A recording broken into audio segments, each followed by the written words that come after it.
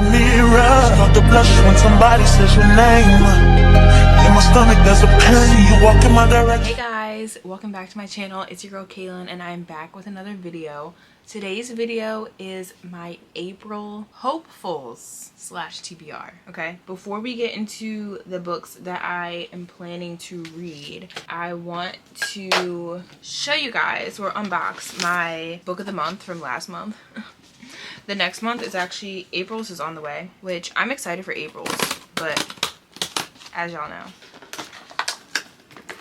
I don't know if I'll be reading it in April, but we'll see. This was the book that I chose for March, and it was kind of hard to choose March. I was actually thinking about skipping it, but I ended up choosing this book anyway. But this book is called The Wishing Game by Meg Schaefer. I seen someone that I know read this and they gave it good reviews, but all the reviews on Goodreads were pretty good. It's actually a 2023 Book of the Year finalist. I was like, that looks good. Years ago, a reclusive, mega-selling author quit writing under mysterious circumstances.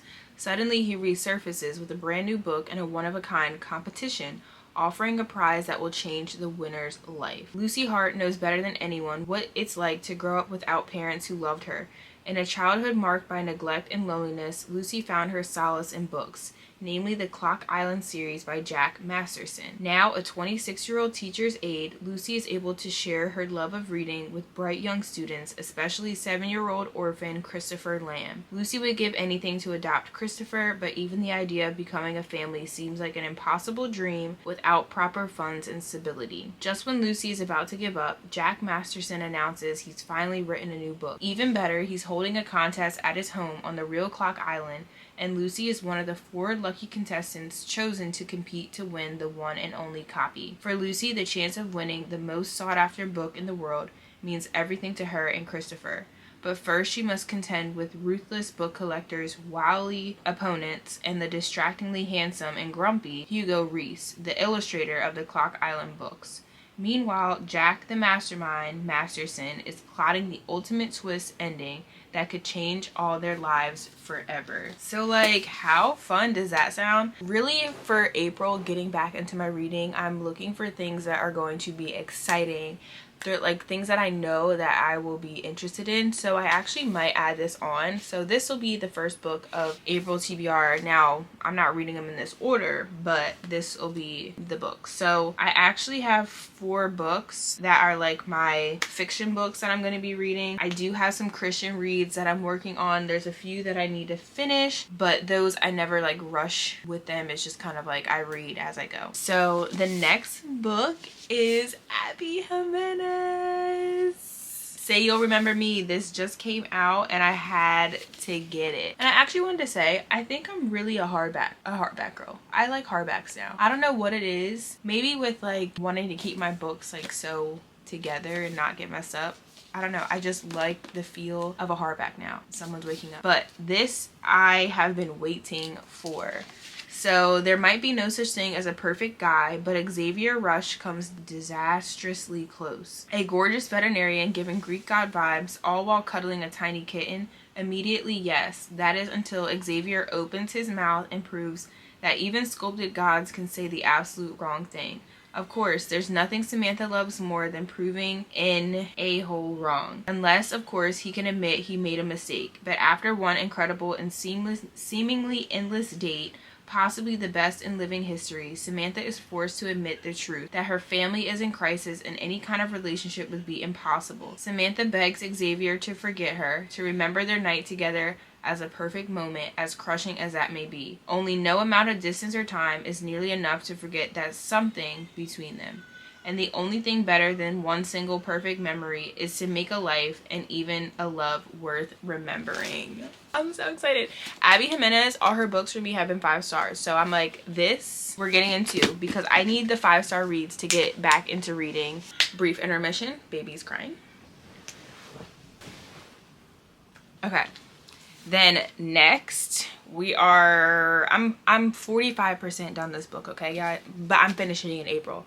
Onyx Storm. It's been really good. I've been listening to it as well as reading it, but this I'm making my way. I'm making my way through, so this is on the April list. Then last but not least Emily Henry's Funny Story. I wanted to read this for so long, and I kept putting it off, which I don't know why, because it's like I'm such a mood reader. So it's like, if I want to read something, just pick it up and read it. Who cares if you're in the middle of something else? Like, that's kind of what I have to be in, because I can't force myself to read something if I'm not in the mood for it right now. And I kind of put this on the back burner because I was trying to read other things. But Emily Henry, Funny Story. I love Emily Henry. The books that I've read so far, like Happy Place, I read by her, and I really enjoyed it. I have Beach Read, but I still have yet to read it. So maybe this summer I'll finally get around to reading it. But anyway, Funny Story. This had great reviews as well. So Daphne always loved the way her fiance Peter told their story, how they met, fell in love, and moved back to his lakeside hometown to begin their life together. He really was good at telling it, right up until the moment he realized he was actually in love with his childhood best friend, Petra, which is how Daphne begins her new story, stranded in beautiful Wanning Bay, Michigan, without friends or family, but with a dream job as a children's librarian that barely pays the bills, and proposing to be roommates with the only person who could possibly understand her predicament, Petra's ex, Miles Nowak. Scruffy and chaotic, with a penchant for taking solace in the sounds of heartbreak love ballads, Miles is exactly the opposite of practical buttoned-up Daphne, whose co-workers know so little about her. They have a running bet that she's either FBI or in witness protection.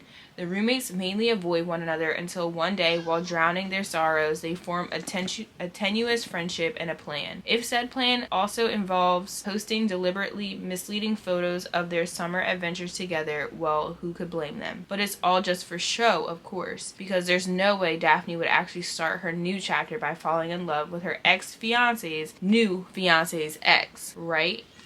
So exciting, so exciting, so exciting, so exciting. So these are my 4 books for April. I'll have to take a picture and get a thumbnail later. But look at that, all hardbacks. And you know, if we work out and we do all my 5 tips come in handy and I'm able to get through these books, we'll see. I might be able to add some more on, but I'm not gonna set unrealistic goals. But since I'm halfway done Onyx Storm, it's really just these 3 that I'll have to read for April. But I'm excited. I'm just ready to get back into reading, you guys. You have no idea. I'm just coming up with a better reading routine. As I mentioned in my 5 tips video on how to read more as a mom, we are putting into effect these tips so that we can read more, because I miss it. And I just want to share with you guys I'm working on stewardship this month. So if you don't follow me on my other channel is like faith, lifestyle, motherhood content. I am reading Kingdom Stewardship. I just started this month, and this is my book of the month for that. So I usually read Christian books all throughout the year, but this is my main book for April. So I have a book each month that I read, and I actually do get through this book because it's what I'm working on, you know, in my own walk. So this is far too many Christians live their lives with an attitude of self-determination. They think, my life, my stuff, my career, my family, my future, my choice. But the truth of the matter is that we don't really own anything in this life. God owns it all. In His grace and mercy, God has appointed us as managers of His assets. With wisdom and purpose, God has entrusted you with a portion of His estate to manage and expand on His behalf. In this compelling book, Dr. Tony Evans shows that stewardship is much bigger than managing your money well. Stewardship involves managing all that you have, all that you are, and all that you do under the loving and sovereign rule of God. By investing your life in generous, humble service through kingdom stewardship, you'll take hold of that which is life indeed, the life you were created for. So this is my Christian book of the month, and I'm so excited. I started it already, and it already was so good, and that was only 1 chapter. So I am just in that place in my life where I'm trying to learn how to balance and steward all that God has blessed me with, because everything in my life is just such a great blessing. My children are a blessing, my family's a blessing, my husband, you know, my job, everything is just a blessing. And I am just working on,